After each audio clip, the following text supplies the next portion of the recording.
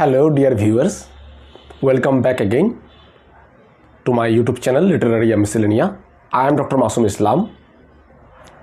Have come with another video that has been promised in my earlier lecture video, and it is a part of that series of lectures for SLST English and for BA English minor, major and the PG students.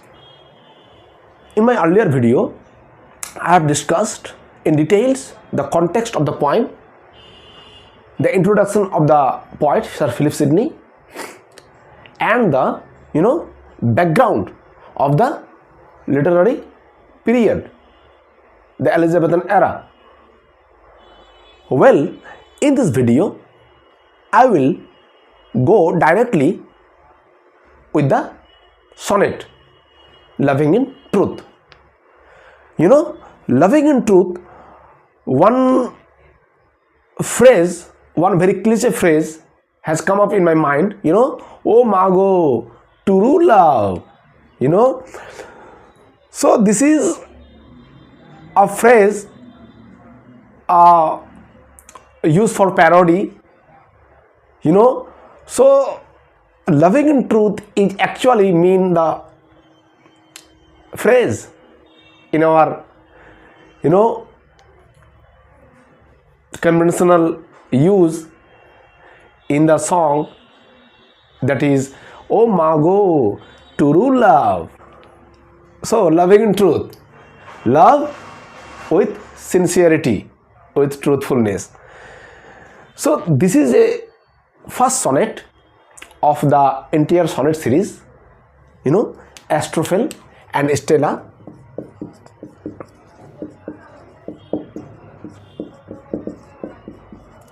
Astrophel and Stella, published in, written in 1581 or 2, but published in 1891 posthumously.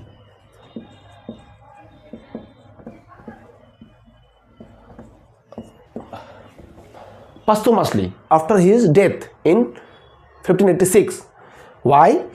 Because the poet Sir Philip Sidney was a courtier and was a soldier, and he did not want to publish his poetry in his lifetime due to commercialism, due to perhaps of his identity. That's why he did not publish any single writing in his lifetime. All writings had been published posthumously, in 1591 onwards, by his admirers, by his lovers.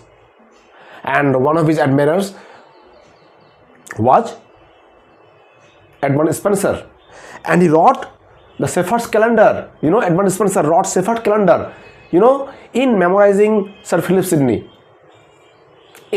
where he laments the death of Sir Philip Sidney.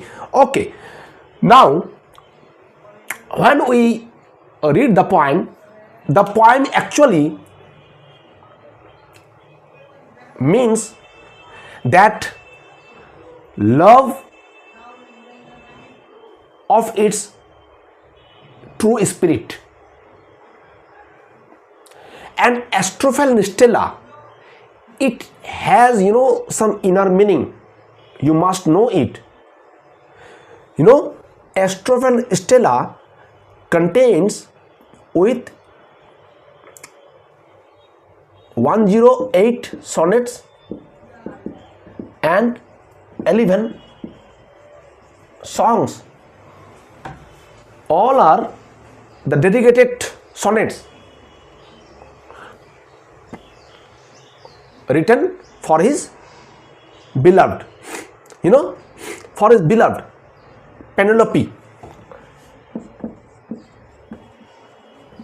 Penelope Deveraux. Alright, so Astrophil here, Astro plus Phil, both in Greek means what? Astro means star and Phil means love or lover. Alright, but here one thing is also there, that Astrophil means astro and star and Phil means love or lover, but here Stella also, Stella in Latin, which means star. You know, star being his beloved Penelope.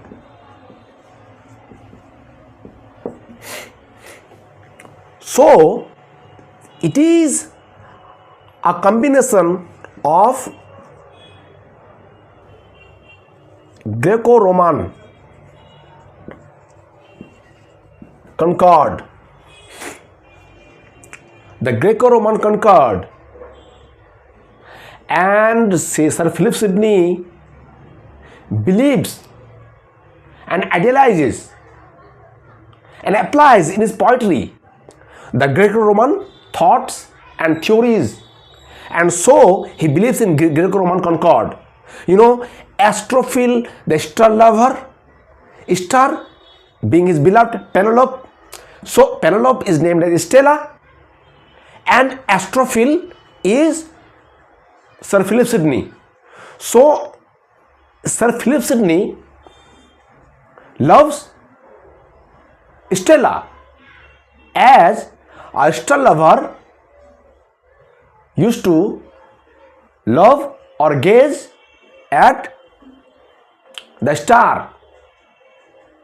So the star here being Penelope all the time radiates him, Astrophil or Sir Philip Sidney, through her luminous light and energize himself, inspire himself.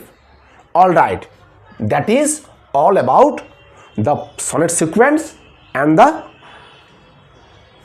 meaning of the sonnet sequence name Astrophil and Stella. One thing is also there, that you need to go through all the sonnets to invent his ladylove, because you know, after 35 or 40th sonnet the name is disclosed. Before 35th or 40th the name is in vague. It is named as C. It is identified as C. So this is sonnet number 1. So here also C is used. The subject C is used. All right. Now let's move on to the sonnet directly. I will use here the literal meaning and the figurative meaning. You know, and one thing, the sonnet is written in, the sonnet Loving in Truth is written in, you know, in Alexandrine verse, 12 syllables, hexameter, 12 syllables hexameter. What is Alexandrine verse? Alexandrine is a kind of verse used to write the ancient, you know, Roman writers, Roman sonneteers, dedicated to the great Greek hero Alexander, and the first sonnet verse was written D. Alexander. D. Alexander, you know, D. Alexander.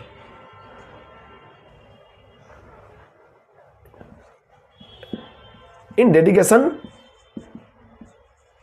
to the great Alexander. So from this, verse, from this form of writing, Alexandrine lines come into form. And Alexandrine lines characteristic is, it is, run on line and with pause and scissor at the middle of a line or of the lines. All right, good. Now, and it is also written in AB, AB, AB, AB, CD, CD, EE, metrical lines. Metrical lines. All right, these are all about the poem Loving in Truth and the sonnet sequence, Astrophel and Stella, and the poems, features, metrical form, and the rhyme scheme. Now we will move on to the poem directly. So the first line is, the first 4 line I will read, then I will analyze the meaning, literal and figurative, line by line. All right. Loving in truth and fain in verse, my love to show that she, dear she, might take some pleasure of my pain. Pleasure might cause her read, reading might make her know, knowledge might pity win, and pity grace obtain. So the first 4 line is A B A B. No, sorry, A B B A. All right, and the first 4 line is the opening of the problem, opening of the crisis of the poet's inner self. What is the crisis is? That he is in love. He is in genuine love and very much of fond to show his love through his verse. The first line is in hyperbaton.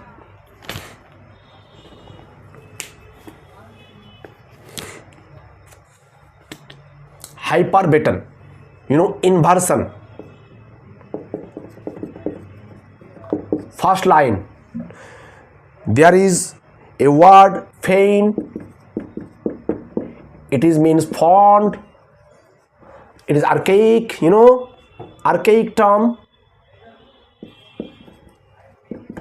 Archaic term, fond, and the first line is the figures, hyperbaton, literal, figurative. What? Hyperbaton or inversion. What would be the line? The line was actually loving in truth to show my faint love in verse. That is normal line, and that is poetic line, hyperbaton. The poet got the license to arrange the lines according to his will, according to the metrical rhyme scheme. This is poetic license. All right, that she, dear she, might take some pleasure of my pain. The next line, the poet here emphasizes on the subject, that she, dear she, to show his genuinity. The dear C might take some pleasure of my pain. See, might, the poet is not sure. Therefore, the word might is used. Unsure. The poet is unsure here. Might take some pleasure of my pain. That C finds some pleasure out of the poet's love pangs. So pain is used here as a pun. Classic example of pun. Why? Because it is two meaning. Pun, duplicity of sense, duplicity of meaning. So there is a two meaning inherent. The pain is one is the pain, actual pain, love pangs, and the other is the struggle, hardships, struggle. Got it?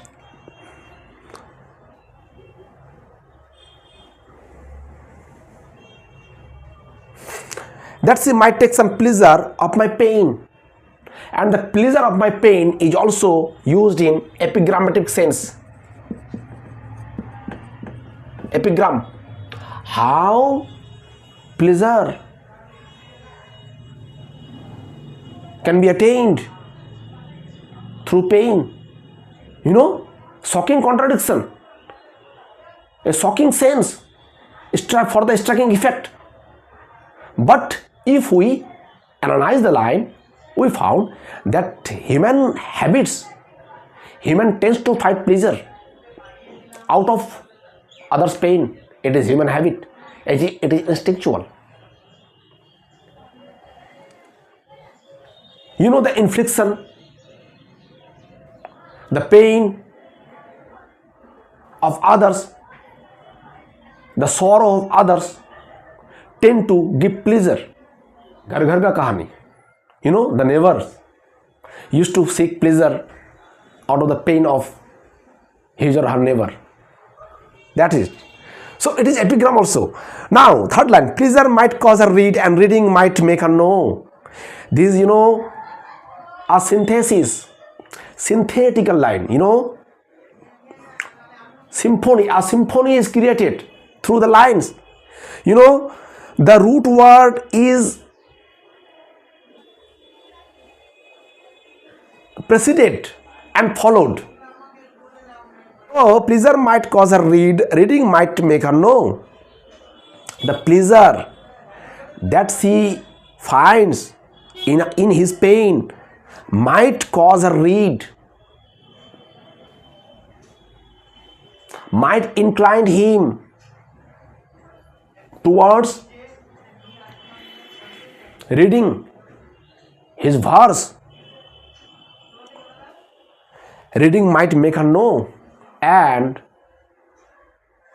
when she will read the verse, she will know, she will come to know his pains and his sufferings.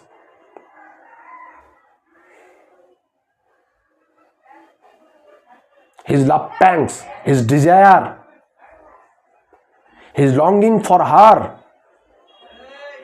even after her marriage. So, the feeling, the moments that she will get from the reading of his poem will give him knowledge about his actual situation, about his states of mind, and that knowledge might pity win and pity grace obtain, and knowledge will arise in her a kind of pity, a kind of sympathy, and that pity and that sympathy ultimately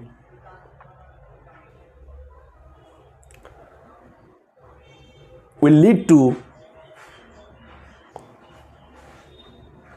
obtain her grace, her favor. She turns away. She generally turns away towards his writings, towards his feelings. But when she comes back into his reading, into his verse, then she will know about her state of mind, and the state of mind will make her feel pity for him, and that pity play instrumental in getting her favor. So this is the main theme of the first 4 lines. So the first 4 lines is all about the poet's love, sorrow, pangs, and his feelings for her ladylove. Desperately wish that his ladylove turns back towards him and read his poetry to find a kind of pleasurable pain, a kind of painful pleasure, contradictory words, and which ultimately leads him to attain grace or favor.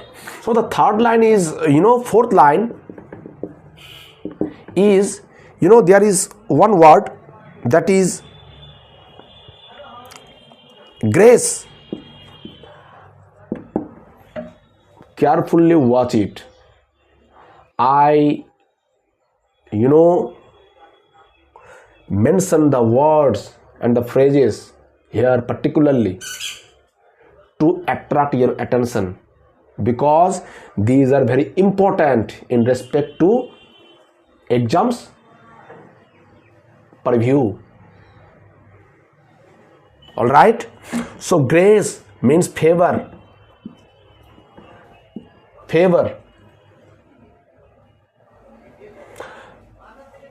what? Love. So here is also, fourth line is also used hyperbaton. Why? Because here, knowledge might pity win. Knowledge might win pity. It would be knowledge might win pity. But the pity and win is interchange to have an stinging effect, to have an emphasis. And pity, grace obtain, and it would be pity obtain grace. So grace and obtain is also interchange. Pity and will interchange, and grace and obtain is interchange. Win pity, obtain grace. That should be the normal line, but it is inverted, so it is hyperbaton. All right. So the next, now come into the next 4 lines, next quatrain. I sought fit words to paint the blackest face to owe, studying inventions fine, her wish to entertain, of turning others' lips to see if thence would flow some fresh and fruitful showers upon my sunburnt brain. Right. I sought fit words. The poet, here I means the poet. Poet. I sought fit words to paint the blackest face to owe. The poet here used the metaphor, and through the metaphor he has tried to express his love pangs, his inner feelings, and that he compares his states of mind with a woman having blackest face, because the poet can't find fit words, exact words to draw the actual condition of his feelings, of his emotions, but in vain. So therefore the poet here sought right words to paint, means to write the blackest face to O. Means Oris. The Ori in him can't be drawn out through the right word. The Ori that is blackened his heart, that is blackened his face, is not find right words, right method to paint or to write. So this is an example of metaphor. Paint here use, paint here used to write. It is hyperbolic, through hyperbole, also hyperbole effect. The paint the blackest face to O. The blackest face to O is, metaphor, comparison, and O also is personified.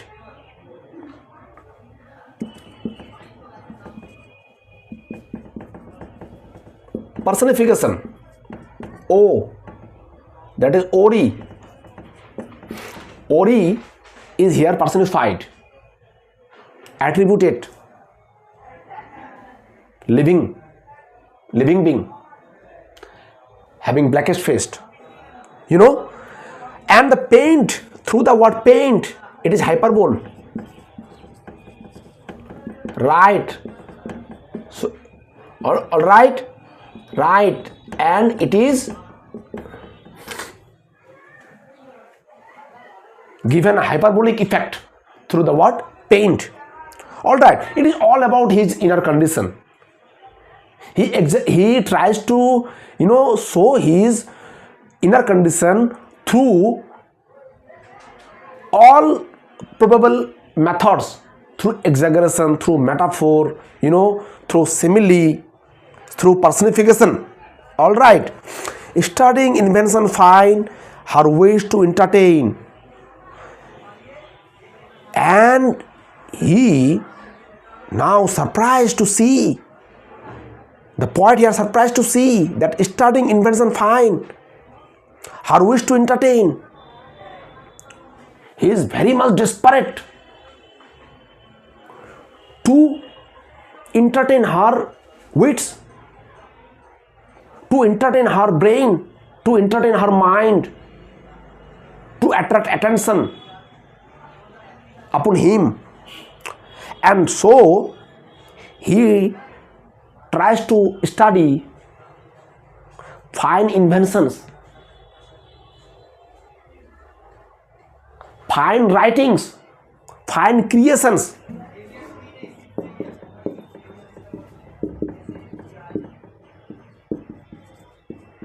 Inventions, creations,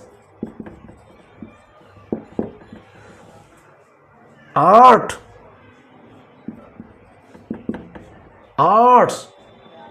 which arts? From the classical writers, fine arts, but only to entertain her faculty of imagination, only to draw attention. So this is the sixth line, is also an example of hyperbaton. Why? Because studying invention fine, studying fine invention. So fine invention would be the right arrangements. All right. Of turning others' leaves to see if thence would flow. Of turning other leaves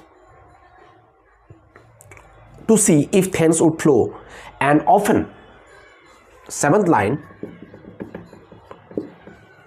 he often, to imitate others, he often turned others, classical poets, legendary poets, writings, or leaves to see if there would flow some fresh and fruitful showers upon my sunburned brain. So leaves mean pages of a book. It is synecdoche. The line 7 is leaves, is a synecdoche, part for the whole and closely associated. Leaves and books are closely associated. Leaves are the part of a whole book. So it is an example of synecdoche.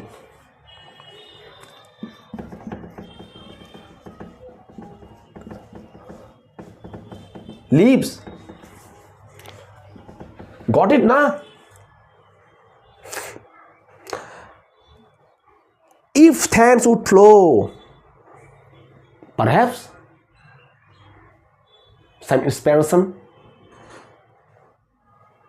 come over me, some fresh and fruitful showers upon my sunburned brain. And here also he compares his states of mind with a very beautiful image of nature. His condition is like an unfertile soil and thirsty flowers, desperately wanting some water, some fresh water. So some fresh and fruitful showers upon my sunburnt brain. His brain is sunburnt. His brain is totally covered with confusing ideas. He could not find exact words. Therefore, he turns other leaves to find the exact words. And he compares these states of his feelings to water, fresh water falling upon the unfertile soil or the thirsty flowers to energize or to reinvigorate them. So the poet also wants to reinvigorate, to get energy, to get inspiration from other leaves, from other books. Therefore, he called his brain sunburned brain. It is a classical example. Sunburned brain, classical example of transfer epithet. Here is 7th line. Metaphor is used through the comparison of some fresh and fruitful showers, and transferred epithet or hyperlase. Because sunburned brain, the brain is sunburnt, just like the scorching sun used to burn the land, the growth of the land. So transfer epithet is applied here. The brain is not sunburned. Brain is compared with the heavy growth grass, bush, trees, and the trees are sunburnt. And this example, reiterates in Keats' poem Ode to Autumn, Sunburnt Mirth. Yes.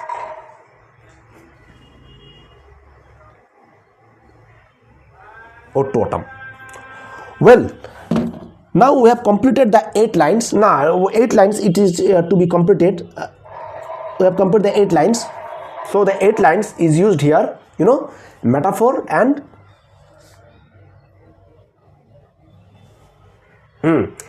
metaphor and transferred epithet. All right. Now we move into the next sestet. Literal meaning, figurative meaning.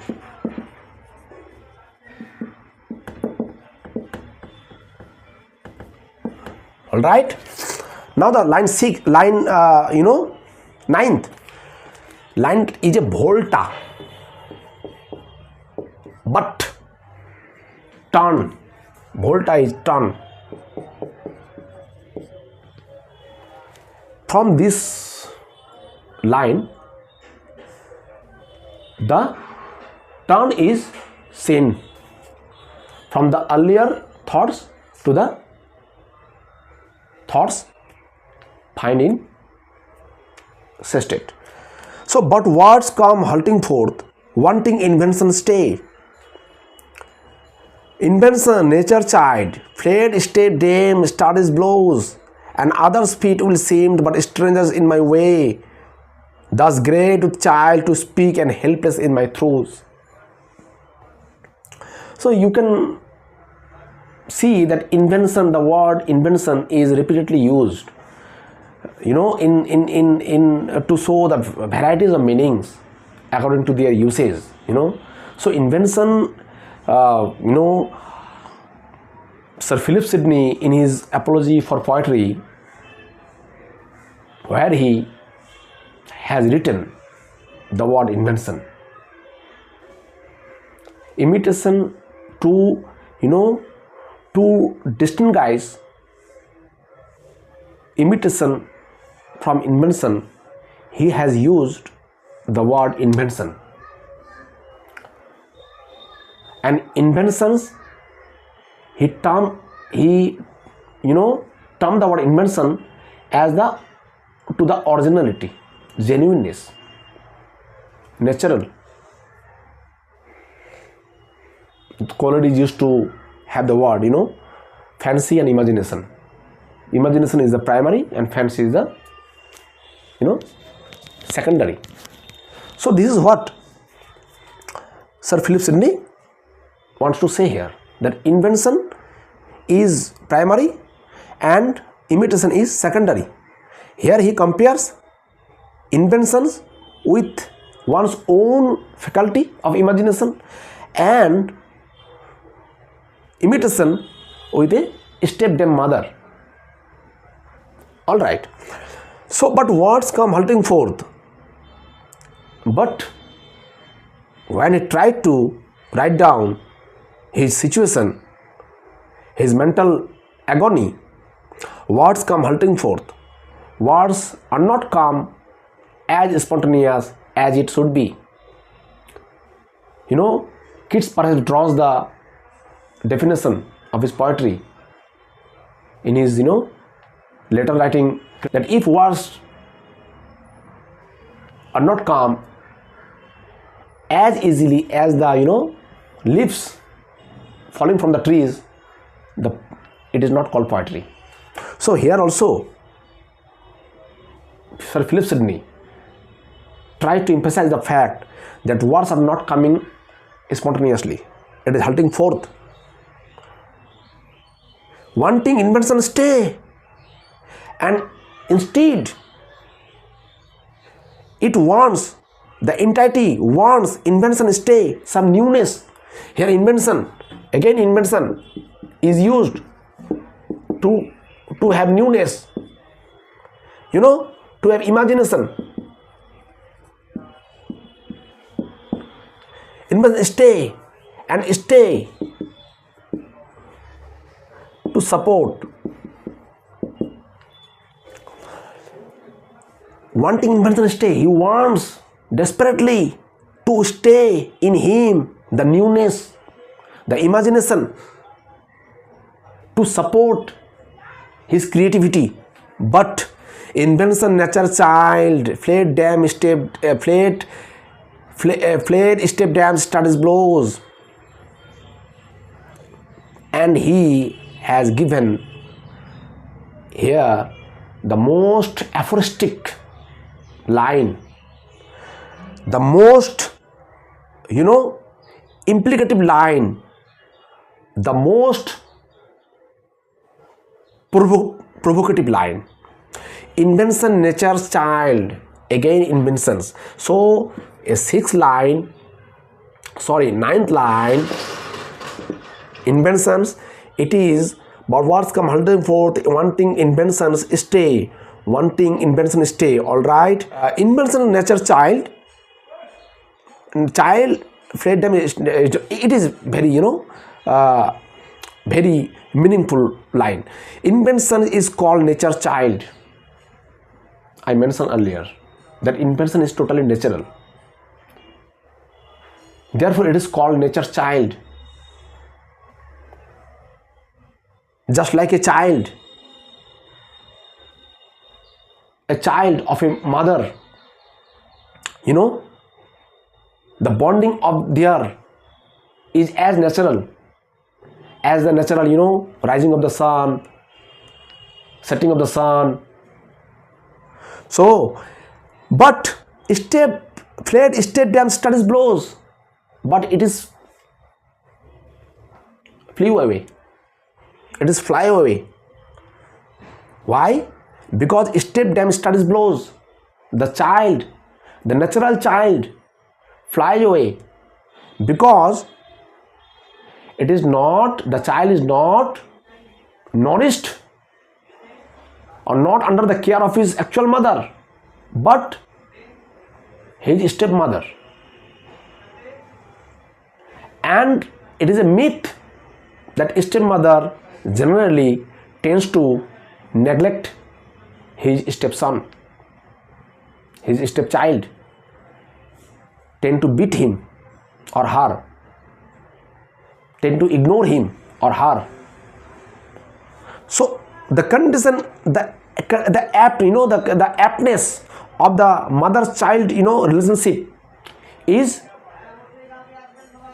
perfectly drawn here. The child flew away, the creations flew away because of the imitation. So 10th line,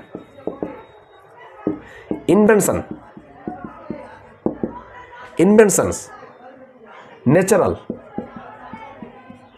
poetry, and step them.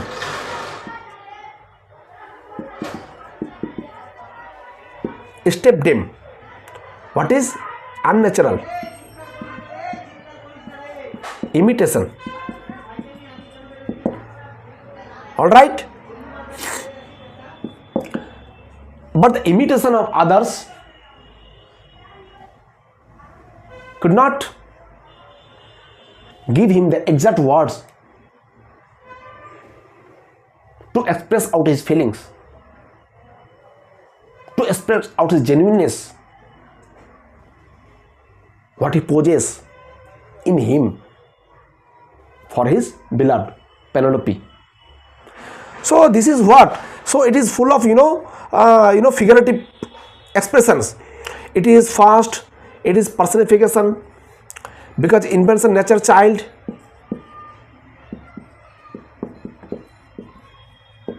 personification. Invention is regarded as mother, and step dam is regarded as stepmother. So it is also metaphor, compares step dam as stepmother, used to blow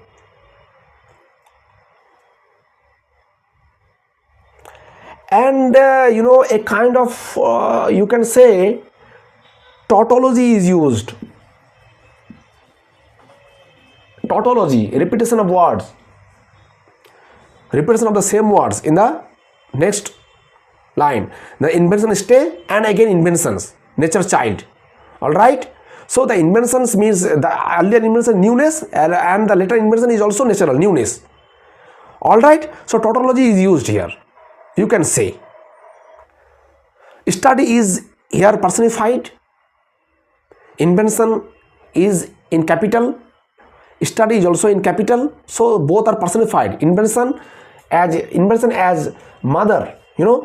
As mother, true mother. Step them as study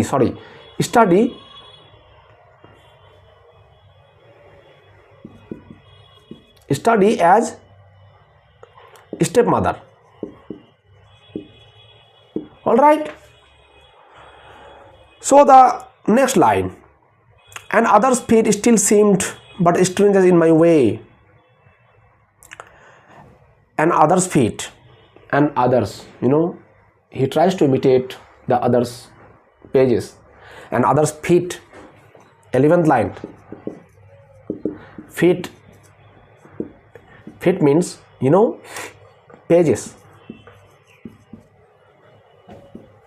meters. Here in figurative senses, it means it is a pun. One meaning is pages, and other meaning is model, the model of writings, others model of writings.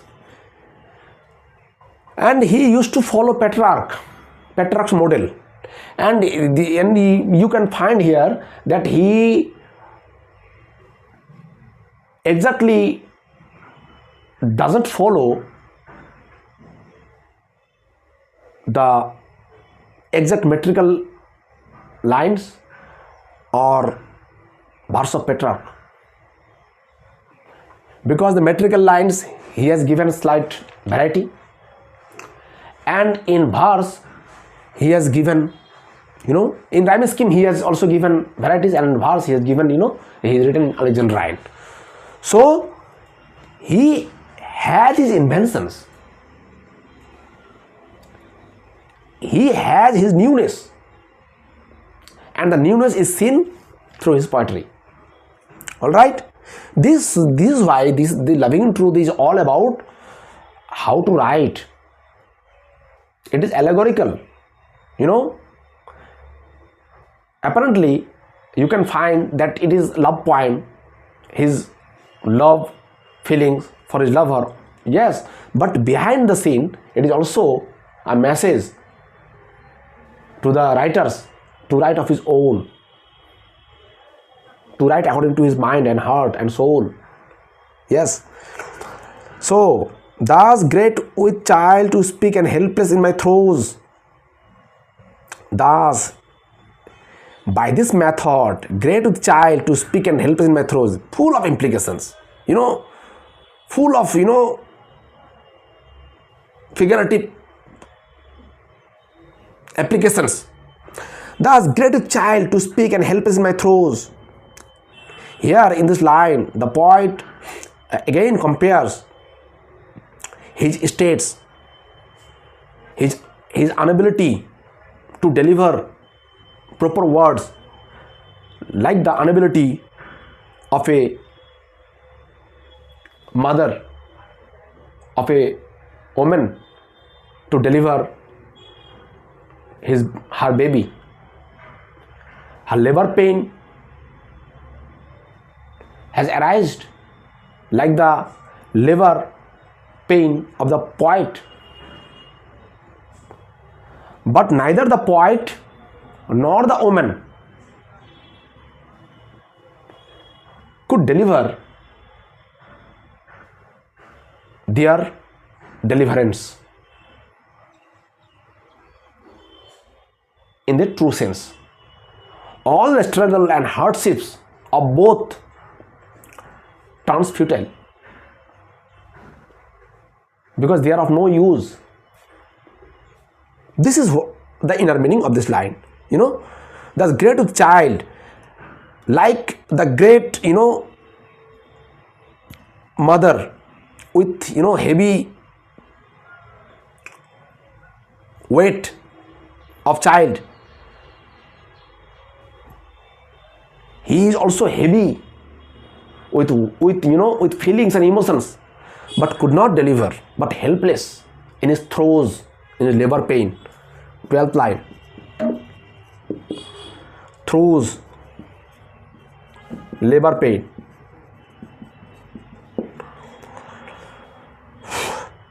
And here metaphor is used. Metaphor is used. Thus great with child to speak and helpless in my throes.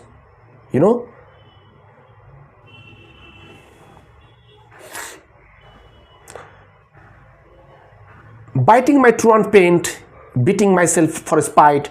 Fool, said my muse to me, look in thy heart and write. So this is the concluding couplet of the sonnet. Biting my truant pain. At last, what did he do? The poet, unable to express out his feelings, his emotions, he bite his pain. He is biting his pain out of anguish, out of anger, out of agony, because he could not deliver his deliverance, his fit words, exact words, in painting, in drawing, his state of mind to his ladylove, Penelope. So truant pain, it is also used, a metaphor. Biting my truant pain. The pain is compared with the truant boy. A truant boy used to, flee away from school, from the institution. So truant pain. So pain is here compared to the truant. Biting my truant pain, beating myself for spite, and also beating myself. Simultaneously, I beat myself out of spite, out of anger. So this is a use of synthesis. A euphony, a symphony of words is there. Beating, biting. So here truant is also what? A boy flee from school. Okay, and it is metaphor. Synthesis, dialogue synthesis, symphony, euphony, all the musical terms are used because a kind of synthesis is there. Biting, beating. All right.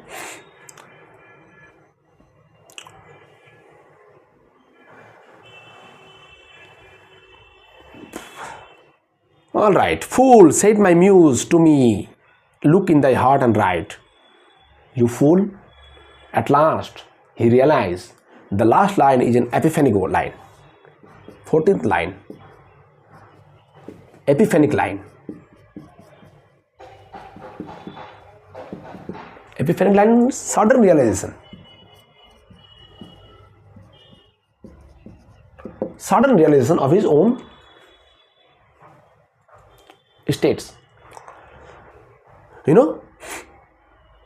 So, fool, said my muse, said his inner soul. Inner soul. Actually, muse are the supporters of arts. The sun, the mythological, sons of Zeus and Mnemosyne.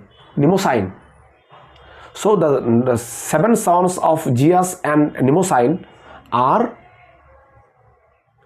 given the responsibility of arts. Some is given of poetry, some is given to love, history. This is so here the poetic muse is erato. Erato. So the erato in him embodied, and he said him that, fool, look in thy heart and write. Look your heart and write. Look your own spirit and tries to write according to your mind, according to your heart, according to your spontaneity, according to your flow of thought. So here muse is also can be called the Stella, Lady Stella, Penelope. In his imagination, the poet realized that it is the lady who saw his own way of writing. All right, this is all about loving in truth, and it is full of literal and figurative meaning. I tried my level best to give you literal meaning and figurative meaning. Please comment how it is, how the lecture is, and if it is good, then please subscribe and stay connected with me. Thank you.